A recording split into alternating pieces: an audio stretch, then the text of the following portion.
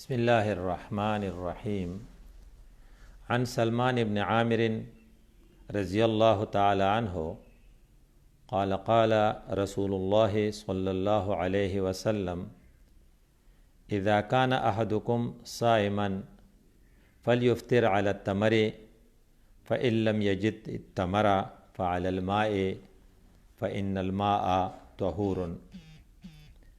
وعن انس قال كان النبي صلى الله عليه وسلم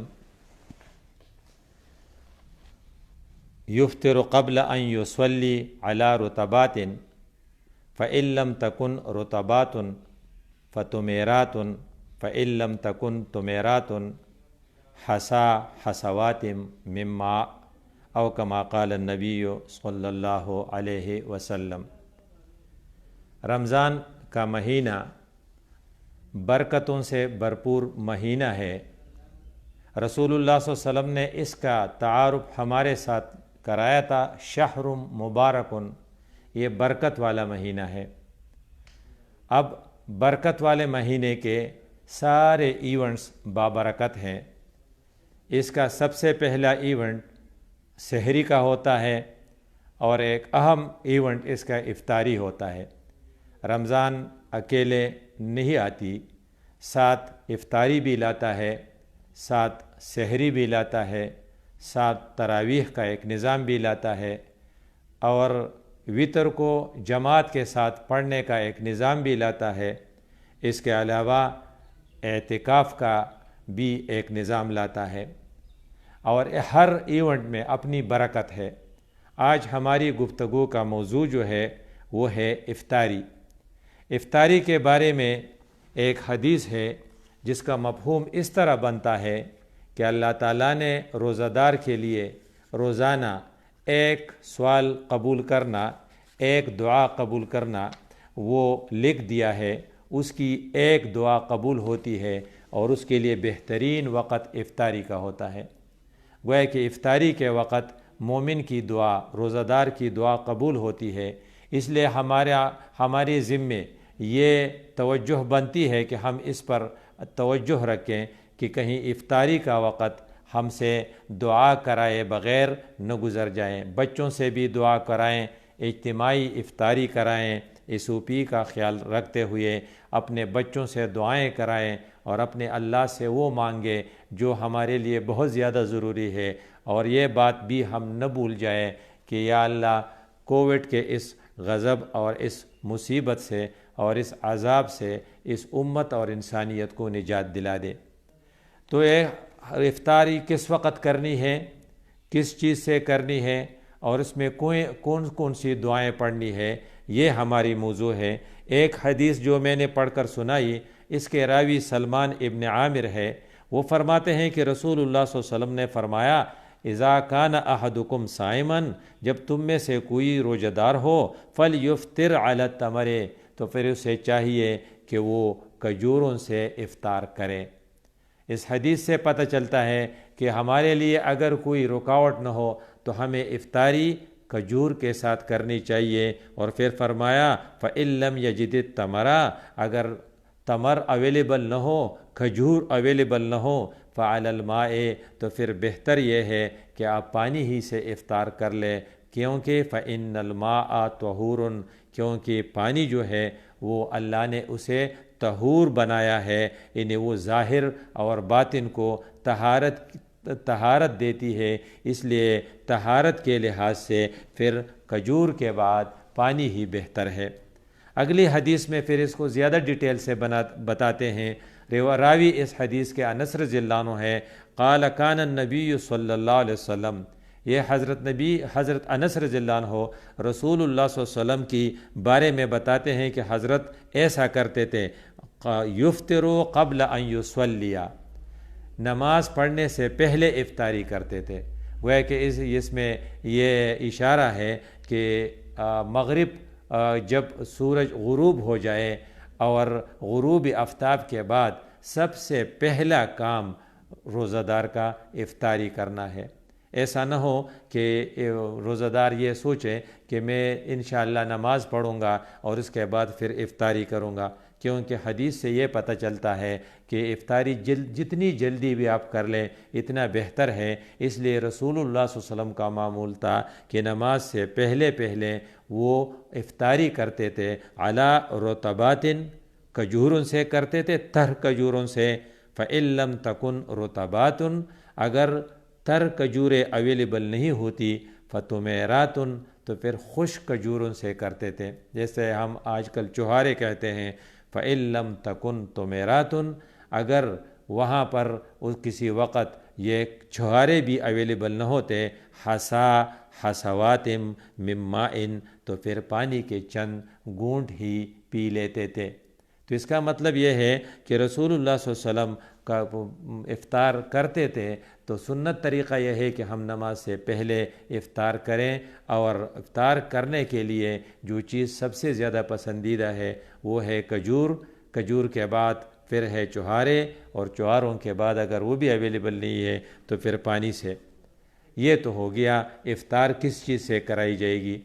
افطار کرتے وقت ہمیں دعا بھی اللہ سے مانگنی چاہیے، کیونکہ مفہوم ہے حدیث کی کہ اللہ نے اپنے روزہ دار بندے کے لیے پر ڈے ایک دعا رکھی ہے جو قبول ہوگی، اس لیے ہمیں افطار کرتے وقت دعا ضرور کرنی چاہیے۔ معاذ بن زہرہ رضی اللہ عنہ سے رسول اللہ صلی اللہ علیہ وسلم کی ایک روایت نقل ہے، انہو بلغہ، اس کے پاس یہ روایت پہنچی ہے کہ ان النبی صلی اللہ علیہ وسلم، کہ نبی علیہ السلام کان اذا افطرا، جب افطار کرتے تھے، قالا، تو فرماتے تھے، اللہم لک صمت وعلی رزقک افطرت، یا اللہ میں نے تیرے لیے روزہ رکھا اور میں تیری ہی رزق سے اسے کھولتا ہوں۔ تو گویا کہ ایک قسم کا شکر بھی ہے، ایک قسم کا اعتراف بھی ہے کہ جو رزق مجھے مل رہی ہے یہ آپ کی طرف سے دی گئی ہے۔ اور دعا کے الفاظ اس طرح بنتے ہیں، اللہم انی لک صمت، یا اللہ میں نے صرف تیرے خاطر اور تیری رضا کے لیے روزہ رکھا، وعلیک توکلت، اور میری ساری توکل تمہارے اوپر ہے، وعلی رزقک افطرت، اور جس چیز سے میں اس روزے کو کھولتا ہوں، افطار کرتا ہوں، یہ تیرا ہی رزق ہے۔ ایک اور قول ہے حضرت ابن عمر رضی اللہ عنہ سے کہ رسول اللہ صلی اللہ علیہ وسلم یہ دعا بھی پڑھتے تھے، اس لیے اتنا مشکل نہیں ہے۔ اذا افطرا، جب حضرت افطار کرتے تھے، قالا، تو فرماتے تھے، ذهب الظمأ وابتلت العروق وثبت الاجر، یہ تین الفاظ ہے۔ ذهب الظمأ، پیاس چلی گئی، وابتلت العروق، اور میری رگیں وہ تر ہو گئی، جو سوکھ گیا تھا گلا اب وہ تر ہو گیا، وثبت الاجر، اور خدا نے چاہا تو ثواب بھی قائم ہو گیا۔ گویا کہ ایک طرف اعتراف بھی ہے اللہ کی نعمت کی، اور پھر اللہ سے امید بھی ہے کہ آپ کا جو روزہ تھا اس کے ثواب بھی آپ کو مل جائے گا۔ ایک اور دعا بھی ہے کہ رسول اللہ صلی اللہ علیہ وسلم افطار کے وقت، وہ عبداللہ ابن عمر ابن العاص، جس کے بارے میں مشہور ہے جلیل القدر صحابی تھے، کہ رسول اللہ صلی اللہ علیہ وسلم نے انہوں نے رسول اللہ سے سوال کیا تھا کہ میرے لیے دعا کیجئے کہ میں مستجاب الدعوات ہو جاؤں۔ تو اس نے دعا جو وہ اکثر ایسا کرتے تھے کہ اپنے بچوں کو جمع کر کے اجتماعی دعا کراتے تھے۔ اس لیے یہ بھی ایک اپرچونٹی ہے، گولڈن چانس ہے کہ ہم افطاری اجتماعی طور پر اپنے بچوں سے سب سے دعا کرائیں۔ اور یہ ہے کہ کبھی کبھی ہماری جو افطاری ہے وہ کسی کے گھر میں ہوگی، ہم مہمان ہوں گے یا کوئی اور ہمارا مہمان ہوگا، تو ان کے لیے دعا اس طرح ہے، افطرا عندکم الصائمون، روزہ رکھنے والے تمہارے ہاں افطار کرے، وَأَكَلَا طَعَامُكُمُ الْأَبْرَارُ، اور تمہاری طعام کو نیک لوگوں نے کھا لیا، وَصَلَّتْ عَلَيْكُمُ الْمَلَائِكَةُ، اور ملائکے تمہارے لیے رحمت کی دعا کریں۔ گویا کہ جب آپ مہمان کو لاتے ہیں تو اس میں یہ ہے کہ افطر عندکم الصائمون، یہ ایک غنیمت ہے کہ صائم ان روزہ داروں نے آپ کے ہاں افطار کیا، اور وَأَكَلَ طَعَامُكُمْ، اور تمہاری کھانے کو اور تمہاری تیار کیے ہوئے رزق کو روزہ داروں نے کھایا، وَطَعَمَ الْأَبْرَارُ، جو نیک لوگ تھے۔ کیونکہ ایک اور حدیث ہے کہ لا یاکل طعامک، تمہارا طعام لا یاکل، تمہارا طعام صرف بر اور متقی نیک لوگ کا ہے۔ تو آپ کا مہمان اور آپ کے دسترخوان پر جتنے لوگ بیٹھے ہیں اگر وہ نیک ہے تو یہ بہت بڑی بات ہے، اور آپ اگر کسی کے دسترخوان پہ بیٹھے ہیں تو آپ نیک بن کر بیٹھیے اور ان کے لیے یہ دعا کرتے رہیے۔ اس لیے ہمارے لیے اس حدیث میں یہ بھی پیغام ہے کہ افطاری کے وقت ہم دعا کرنا نہ بھولیں، کیونکہ جب آپ دعا کریں گے اپنے لیے بھی اور دوسروں کے لیے بھی تو گویا کہ آپ کو غریبوں کا احساس ہے اور غریبوں کو امیروں کا احساس ہے۔ تو جب قوم کے امیروں میں غریبوں کا احساس ہوتا ہے تو اس سے عملی ہمدردی کا جذبہ ڈیولپ ہوتا ہے، اور وہاں پر حسد کی بجائے محبت، احسان مندی اور شکر گزاری کا تعلق پیدا ہو جاتا ہے۔ اس لیے یہ بھی ہماری ذمہ داری ہے کہ کسی کو افطار کرائیں، اگر کسی کے گھر میں ہم افطار کریں تو ہم ان کے لیے اور وہ ہمارے لیے دعا کریں۔ ایک اور حدیث ہے کہ افطاری کے سلسلے میں جسے ہم عمل میں لا سکتے ہیں، وہ یہ ہے کہ زید بن خالد سے روایت ہے، قال قال رسول اللہ صلی اللہ علیہ وسلم، رسول اللہ صلی اللہ علیہ وسلم نے فرمایا، من فطر صائما او جہز غازیا فلہ مثل اجرہ، جس نے کسی کو افطار کرایا اور پھر اسی سیکوینس میں ایک مشکل کام کو بھی رکھا ہے، او جہز غازیا، یا کسی مجاہد کے لیے جہاد کا سامان فراہم کیا۔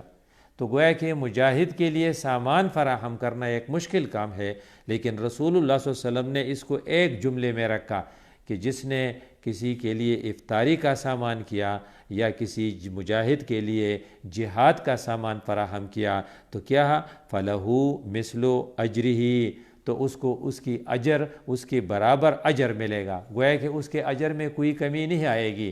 تو ہمیں یہ اپرچونٹی، یہ موقع بھی ضائع نہیں کرنا چاہیے۔ اب ہمارے اس درس حدیث کا خلاصہ یہ ہے کہ ہم افطاری جو ہے وہ جلدی سے کریں، کیونکہ وہ پہلے حدیث ہم نے پڑھی تھی کہ لا یزال قوم بخیر، لوگ اس وقت تک خیر سے رہیں گے جب تک ما عجل الفطر، جب تک وہ افطاری میں جلدی کریں گے۔ تو جلدی کا مطلب یہ ہے کہ جب بھی سورج غروب ہو اور ہمیں یقین ہو کہ دن ختم ہو گیا، رات کی شروعات ہیں، تو پھر ہمیں سب سے پہلے نماز سے بھی پہلے افطاری کرنی چاہیے۔